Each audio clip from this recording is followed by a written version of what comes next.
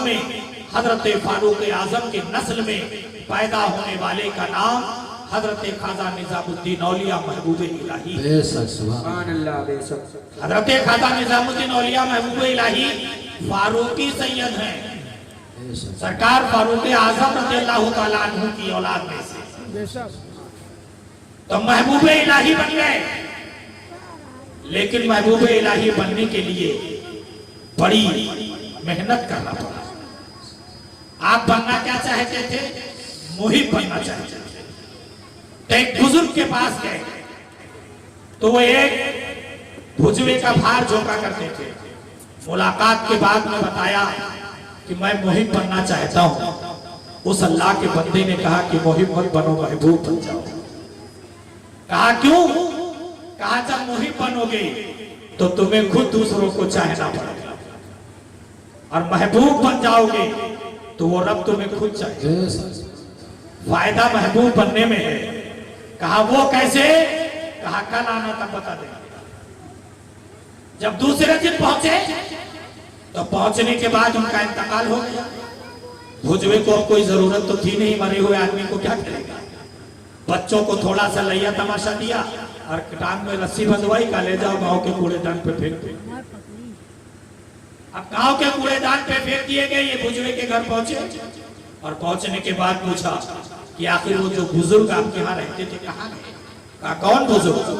कहा वही जो सारा दिन भर आपका भार झोंका करते थे। जब बुजुर्गियत की अलामतों में से एक बात ये बताई गई कि जो लकड़ियां चुन के लाते थे उसे भार में डाल देते थे, और जब लकड़ी खत्म हो जाती थी तो अपना एक पैर उसके भार में डाल देते थे। वो जब तक चाहता लाई भूजता रहता, उसके भार की आग कम नहीं होती थी, जलते रहता था। अब लकड़ी की जरूरत नहीं थी, फिर भी वो ना समझ सका। क्यों? इल्म नहीं था। हजरत ने बताया ना कि पढ़े लिखे और बेपढ़े लिखे का मामला। तो इल्म नहीं था तो वो तो कुछ और समझा। बाहर कैफ हजरत खाजा निजामुद्दीन औलिया महबूब इलाही चले, और चलने के बाद जब पहुंचे तो पहुंचने के बाद में वहां तक पहुंचे जहां जनाजा पड़ा था। गए और पायती खड़े हो गए, सलाम पेश किया। जवाब आया, कहा हुजूर ये क्या मामला है? आपने बताया था कि कल आना तब जवाब देंगे, और अल्लाह के बंदे जो होते हैं वो वादे के पाबंद होते हैं, और आपने बात बताई नहीं और पहले चले गए। क्या यही तो बात है? देख ले, मुहिब बना हूं तो मर गया तो कफन का भी इंतजाम नहीं है।